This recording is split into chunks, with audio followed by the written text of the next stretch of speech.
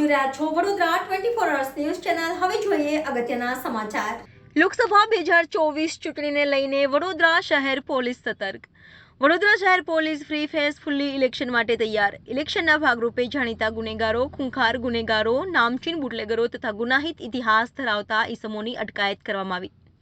શહેરમાં વસતા લાયસન્સવાળા હથિયાર જમા કરવામાં આવેલ છે। જે ગુનેગારો વિરુદ્ધ કોર્ટમાં કેસ ચાલતા હોય તેવા લોકોની પણ અટકાયત કરવામાં આવેલ છે।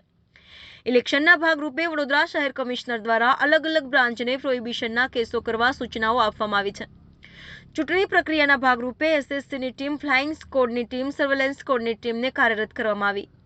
શહેરની અંદર આવતા એન્ટ્રી પોઈન્ટ, એક્ઝિટ પોઈન્ટ વગેરે જગ્યાએ ઇલેક્શનને લઈને ચેકિંગ કરવામાં આવી રહ્યું છે તથા ફ્લાઇંગ સ્કોડની ટીમ દ્વારા સમગ્ર ચેકપોસ્ટ પર નજર રાખવામાં આવી રહી છે।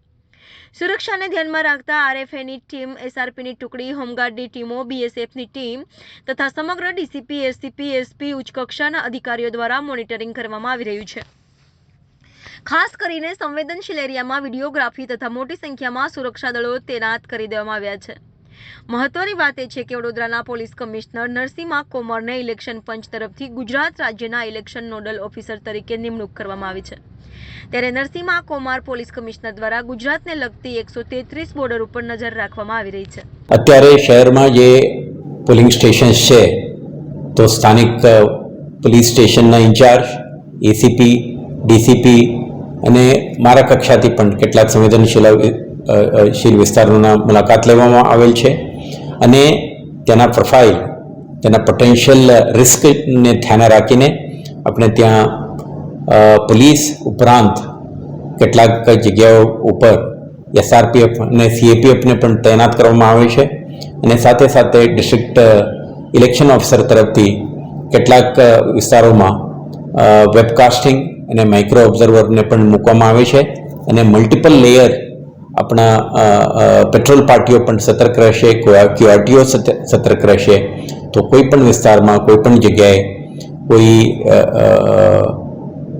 ચૂંટણી પ્રક્રિયામાં વિક્ષેપ ઉપસ્થિત કરવાની પ્રયાસ થાય તો આમાં અટકાવવા માટે અને નાના મોટા ઇન્સિડન્ટ બને તો તરત જ પ્રતિસાદ કરવા માટે, રિસ્પોન્ડ કરવા માટે આપણા તમામ પ્રકારની તૈયારીઓ આપણે કરી છે। 16 માર્ચ 2024ના રોજ ઇલેક્શન કમિશન ઓફ ઇન્ડિયા દ્વારા સમગ્ર દેશમાં લોકસભા ઇલેક્શન 2024 અનુસંધાને તારીખો જાહેર કરતાં જ મોડેલ કોડ ઓફ કન્ડક્ટ અમલમાં આવી ગયું હતું। તે પહેલાંથી અને તે દિવસથી વડોદરા શહેર પોલીસ એક ફ્રી, ફેર, પીસફુલ ઇલેક્શન કન્ડક્ટ કરવા માટે તૈયારીઓમાં લાગી ગઈ હતી અને આજની તારીખે આપણે જે ઇલેક્શન કમિશન ઓફ ઇન્ડિયાના માર્ગદર્શી સૂચનાઓ છે તેના અમલીકરણના દિશામાં આપણે criminal procedure code, Gujarat police act, prevention of anti social activities act, section 93 prohibition act વગેરે કાયદાઓ હેઠળ કેટલાક જાણીતા ગુનેગારો, અસામાજિક તત્વો ચૂંટણી પ્રક્રિયામાં વિઘ્ન ઉપસ્થિત કરી શકે એવા એલિમેન્ટ્સ વિરુદ્ધ આપણે અસરકારક અટકાયતી પગલાં લીધી છે અને જે લાયસન્સ ધારકો છે એમના હથિયારો જમા કરવાની પણ પ્રક્રિયા આપણે પૂર્ણ કરી છે। સાથે સાથે જે ગુનેગારો વિરુદ્ધ ક્રિમિનલ કેસો ચાલે છે અને એમના વિરુદ્ધમાં સંબંધિત ન્યાયાલયો દ્વારા વોરંટ, સમન્સ જારી થયું હોય આના બજવણી પણ સમયસર કરવા માટે વગેરેની કામગીરી આપણે ચાલી રહ્યો છે। સાથે સાથે સમગ્ર શહેરમાં જે જાણીતા બુટલેગર્સ છે, ગેમ્બલર્સ છે, જે પોટેન્શિયલ ટ્રબલ મોંગર્સ છે એમને આઈડેન્ટિફાઈ કરીને કેસ કરવાની પણ પ્રક્રિયા ચાલી રહ્યું છે। ગઈકાલે જ પીસીબી વડોદરા સિટી 20 લાખથી વધારે રકમની આઈએમએફએલની સીઝર કરી છે।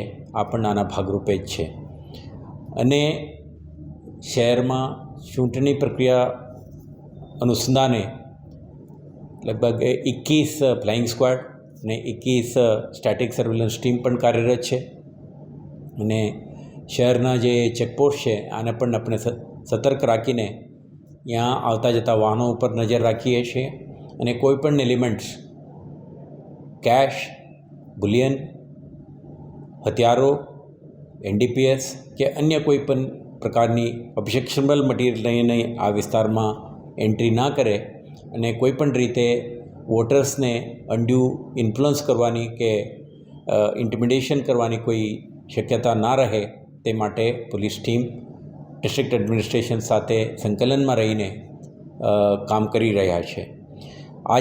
અત્યારે આપણે જ્યારે વાત કરીએ છીએ તો ડી ડેટ એટલે 7th May 2024 નજીક આવે છે.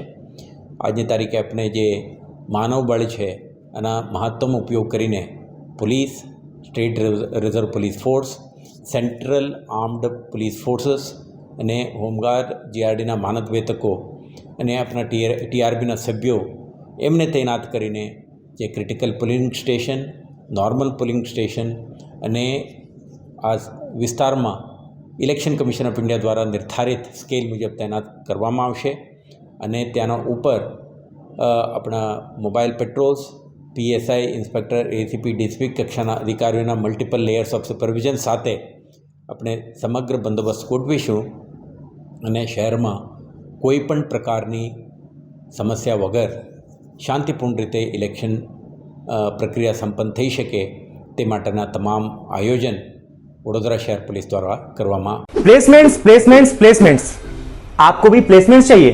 चलिए दिलाता हूं.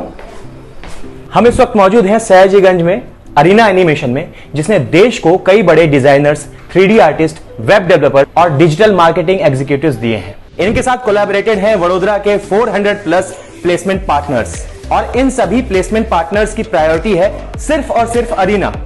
सिर्फ और सिर्फ अरीना ही क्यों? अरे भाई इसमें कोई जैक वैक नहीं है, समझाता हूं. क्योंकि प्लेसमेंट पार्टनर्स को भी पता है कि अरीना में उनको सबसे अच्छे स्टूडेंट्स मिलेंगे. क्यों?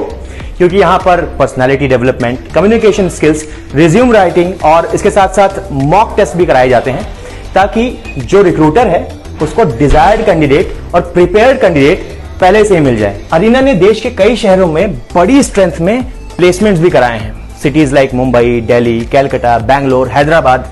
प्लेसमेंट्स के मामले में इन सिटीज में इनका दबदबा है. देश के बड़े बड़े स्टूडियोज, गेमिंग प्लेटफॉर्म्स और कंपनीज के साथ इनका कोलैबोरेशन है और ये जर्नी 1-2 साल की नहीं, पूरे 27 साल की है. 27 साल का अरीना का भरोसा. तो देर किस बात की और टेंशन में क्यों जीना है? अरे आपके अपने शहर वडोदरा में एरीना है.